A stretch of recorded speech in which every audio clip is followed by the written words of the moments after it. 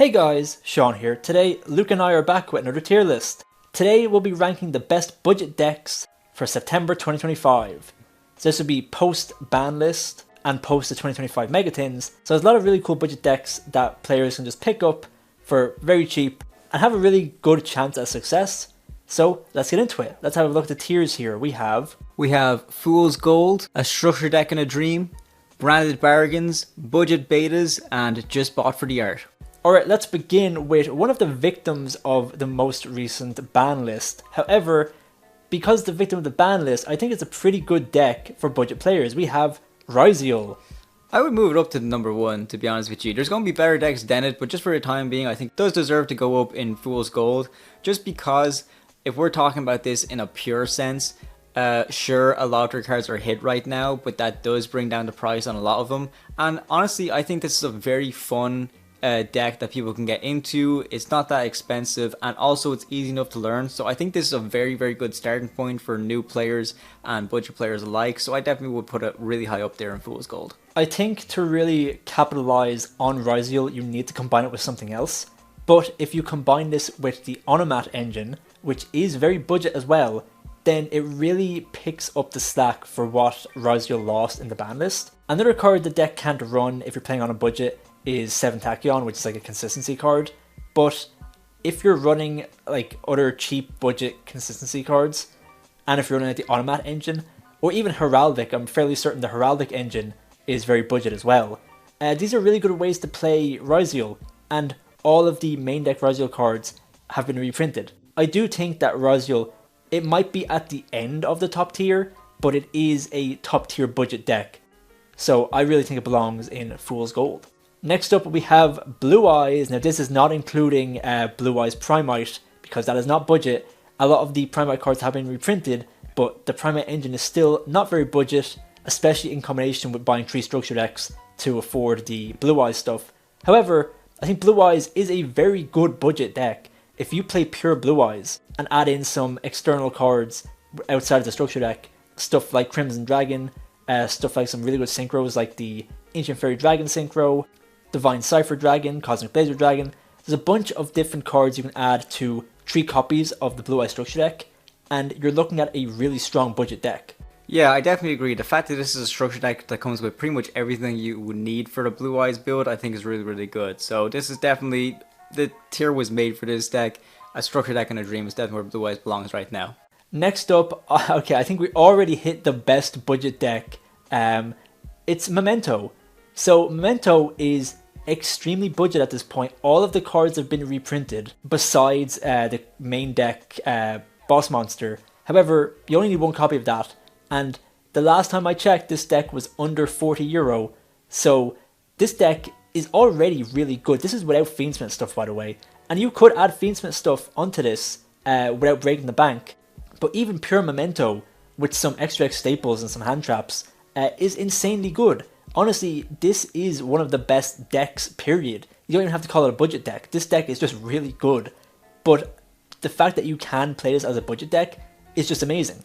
Memento didn't get hit on the ban list at all. You can say, I guess, with the Fiendsmith hits. But Memento can still easily utilize the Fiendsmith engine. It didn't really lose it. It might have lost like easier ways to go into it, but it can still easily go into Fiendsmith stuff. The deck can run board breakers, it can run super poly, so it is pretty good into the meta. With Yummy being the best deck still, even after the ban list, this is not a bad option because of just the fact that you can run board breakers. It can make good use of like the book cards as well, because it's a fusion deck, so you don't have to worry about your guys being flipped face down. And even all these staples are cheap as well. Like the books are cheap, like Dark Ruler and board breakers are cheap. Super poly is fairly cheap. The extra staples are pretty cheap in this deck as well. So I think Memento is just the best deck on this list, to be honest. It's just a fantastic budget deck. The only issue is that it is very new player unfriendly. It's very difficult, very hard to learn, but it is a very good deck and extremely good for the price. Next up is Fire King. I definitely put that just above Blue Eyes in a structure deck in a dream, because literally you can just buy 3 copies of the Fire King structure deck, and then all you need from there is 3 copies of Volcanics, which was reprinted in the tins. to be a lot cheaper now than it was before. So Fire King is a very good and consistent deck. You can mix this with a bunch of different archetypes as well, but honestly, even if you were just playing it pure, it is still very, very powerful. It has a lot of cool tricks to it, and I do think that the skill level is quite low when it comes into entry, but to really master the deck, it does take a lot of effort and work, which if you're willing to put in the time, you can definitely do. It's not going to be as hard as Memento to learn, but it can definitely be really, really powerful and a good contender for a lot of different matchups as well. What I really like about Fire King is that when it comes to different stuff you want to add in, if you're playing this pure, some people like to play some of the more expensive dominance cards, such as the Impulse and stuff like that, which can be very expensive, but even then, it's not really a necessity. I still think Fire King deserves to be at the top of a structure deck and a dream. Fire King is mainly like a mid-range kind of control deck. It wouldn't really be a huge combo deck, but if you wanted to turn this deck into a combo deck, Snake Eye Fire King is another really good way you can go, especially after the ban list. And it makes the ceiling of the deck a lot bigger, but it does lose out on certain things. Less consistent, loses to hand traps a bit more. So I think the pure version of Fire King is better than Snake Eye Fire King, but they're basically the same price. So it is just up to personal preference. They're both as cheap as each other basically. So I think they're both really good options, but I do think pure Fire King belongs where it is. Next up, Shining Sarcophagus. Now, almost all of the cards did get reprinted in the 2025 Megatin. However, Shining Sarcophagus is just not a good deck. Unfortunately, it's just not that good. I really like the idea of it. That's why we kind of built the tier of just bought for the art, because it is really cool that there is now a Yugi deck. Because of course Yugi is probably the most famous character out of Yu-Gi-Oh! And he's a fan favorite, so of course they kind of want to combine his various different monsters together into the one deck. But my god, did it have to be this bad?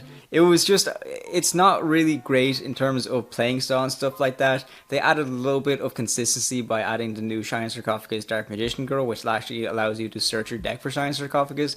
But even still, it's just not a really good deck at all. It's pretty much just bad Horus at the end of the day. So if you want to play it because the art is cool, highly respect. Not gonna lie, it's budget enough that I would consider picking it up as well. But I don't know if we're ever going to be able to make it a good deck.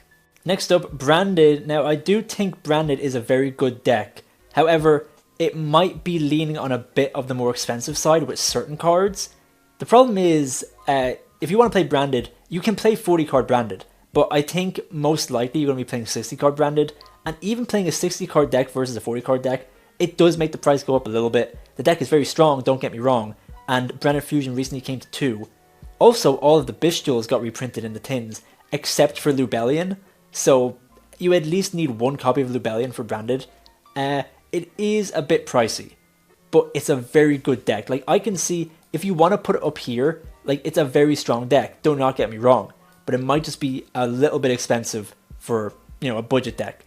But it's very, very strong, do not get me wrong. The only problem is you cannot buy, like, the structure decks to build this deck, because the structure decks just don't give you anything. They don't give you like, the Despia cards, like Branded Opening and stuff like that. If you're playing 60 cards, you kind of need Triple Tactics Trust. So there's just a lot of different cards that are very important. Even Cartesia, I bet, is pretty expensive now that Draco Tail is really popular. So yeah, I think it belongs about here. Very strong deck. It's not down here because of the power level. It's down here because of the price. So I think Branded belongs in Branded Bargains. Definitely. Branded is definitely in a weird purgatory when we're talking about this list, because on the one hand, on the lower end, we have decks that aren't good, but so it's definitely a good deck, so it deserves to be in the middle, but it's not budget enough like Memento is. So for now, it's definitely bang on the center of the list in Branded Bargains. Next up, Dragon Maids. I think Dragon Maids probably belong about here. Yeah, I don't know if it's better than Branded, to be honest. It's definitely not better than Branded. Like, it's good, don't get me wrong. Yeah. But it's a lot cheaper than Branded. It's a lot cheaper than Branded, yeah. But even in terms of power level, I would put it just one step down Branded. Definitely still in Branded Bargains, but yeah, it is still a fun deck. Here's the thing, I think Dragon Maids is a fun deck. It's really, really cool and has potential when they get their boss monsters out. But they can be hit in very critical points of their combos. I had to combine Dragon Maids with Dragon Rulers in order to find ways to keep going through combos when you're hit initially. So it may be a little bit weak to hand traps, but what deck isn't, I know. But at the same time, I think it's a lot of fun. It's budget as well because all the cards were reprinted, and even the new support with the Dark Dragon Maid is fairly cheap, and Ladies Dragon Maid is about €3, maybe 4, but you already need 2 copies of it anyways. I think it's a fantastic deck in terms of playing style, so I would definitely recommend it for that. But in terms of balancing power with budget, I think it does deserve to be in the middle of the list in branded bargains. Next up, Gem Knights. I think Gem Knights, you could argue it's the best budget deck. The only problem is, like, I would consider this a budget deck. You can get like the core for about €50. That's excluding board breakers, which some board breakers are a bit expensive, but you can make do with lesser powerful board breakers. You can play this like pure without any like shit all stuff, which does kind of lower the price a bit, which can help you afford board breakers. It's a very good deck, a very strong going second deck. However, the price difference between this and Memento is crazy. Memento is extremely cheap. It's just crazy how good it is for how cheap it is. But Gem Knights are also really, really good. Like, I can't say this enough. They're an insanely strong deck, especially being a budget deck. And they're not cringe like Tenpai. They're actually a cool going second deck, which means a lot to me. So I really like them. I think they're really cool. No hits on the ban list as well, so they're at full power. Decks that run board breakers are pretty good because of decks like Yummy being weak to board breakers. And going first, you can even set up stuff like Arch Nemesis Protos to lock your opponent, which again, these cards are very, very cheap. So I just think Gem Knights is a very strong deck, and I think it does belong here. If you're really put off by the price, you can put it down here, but I just think it is so good. So I think it belongs very high up on the list.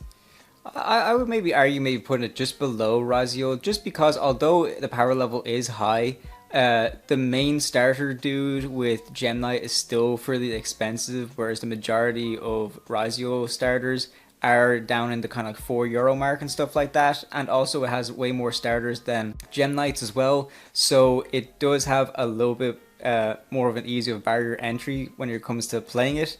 The playing style, I haven't played the deck myself, so I don't really know how fun it is or anything like that. But I would say, I would probably make the argument that it's probably easier to play Razio, especially as an entry level player. So I would kind of argue maybe putting Gem Knights down next to it. It still definitely deserves its place in Fool's Gold.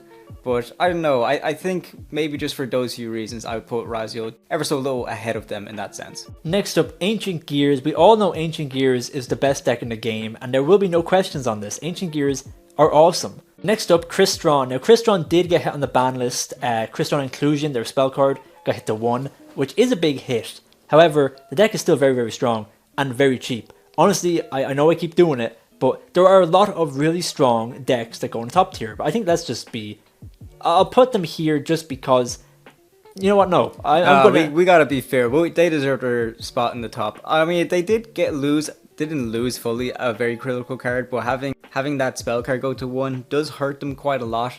But you have proved on the channel already with the likes of your Cyber Dragon K9, the fact that you can actually play K9 on a bit of a budget, and I see that Crystron can still do that as well. Sure, it's not as good when they're missing Azuna, but I still think that there's a lot of contention for making this deck powerful and budget, so it's pretty much the perfect one to be in the top tier of this list.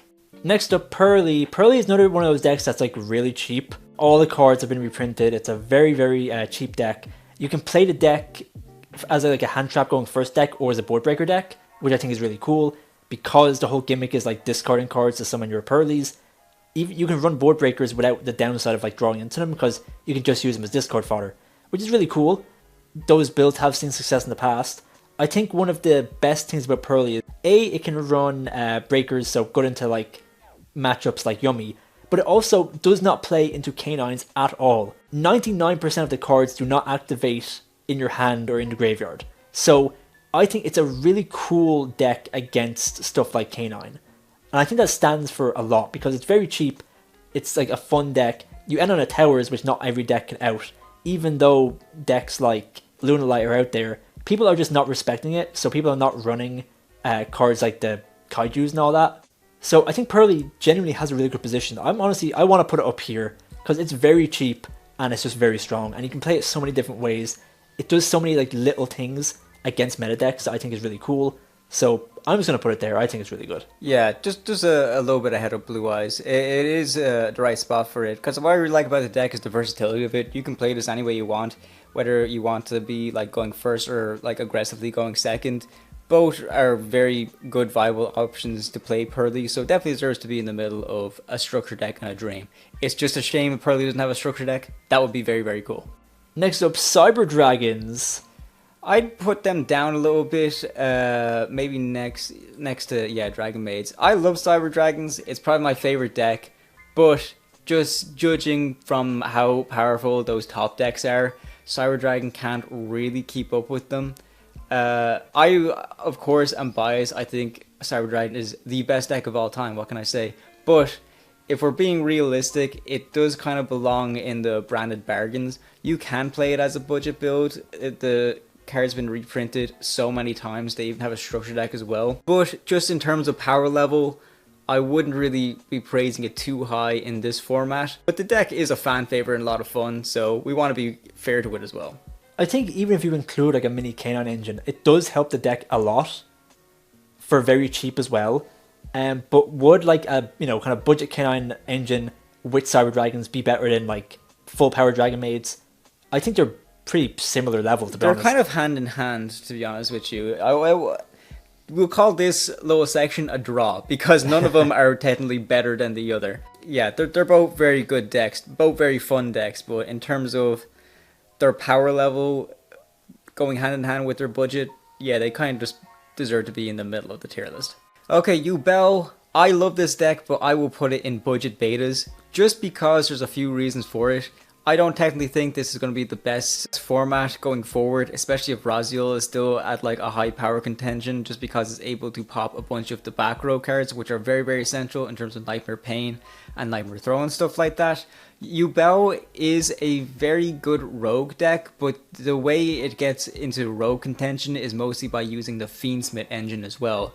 Now Yubel can very easily use the Fiendsmith engine, no problem at all. There are a bunch of Fiends in the deck, and also you have no problem getting access to the engine by multiple different ways. However, I will say the Fiendsmith engine is kind of jumping up and down in price right now, especially with Tract. It kind of went down before the ban list, and then after Fiendsmith was seen to be relatively unscathed, it kind of shot up again. So Yubel at full power definitely needs the Fiendsmith engine, which isn't too cheap right now. The most budget-friendly version of Yubel would definitely be Yubel Unchained.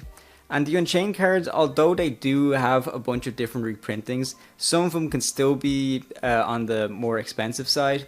I don't know, I think it's just in a weird sort of space right now for Yubel. I still do really like the deck, but I would still say that probably belongs in budget betas.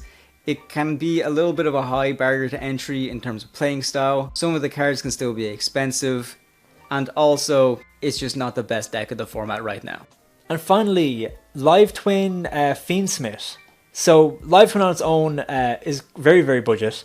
And because the deck has a Life Fiend as part of the engine, you don't need to run stuff like Fiendsmith Tract if you're on a budget. You can just easily bridge into the Fiendsmith engine.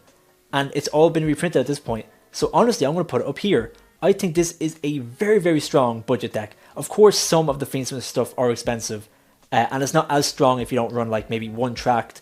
Lacrima is a little bit expensive, the main deck version.